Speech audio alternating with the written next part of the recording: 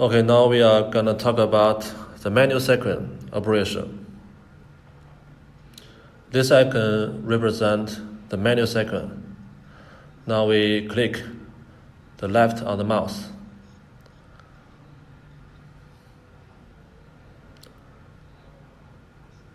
And then we use left button and right button to input.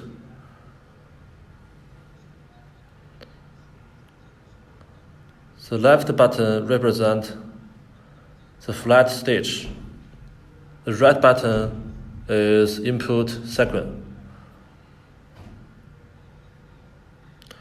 For the multi-sequins, have different specifications.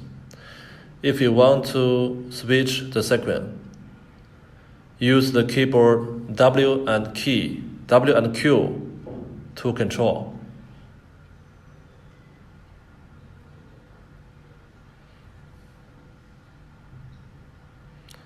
We can control the sequin switch. Use this W and Q.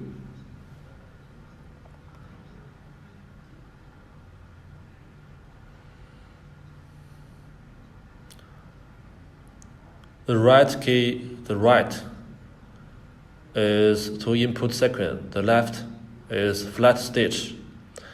After we input, and then we use enter or spacing to confirm the input. Yeah. This is manual sequin.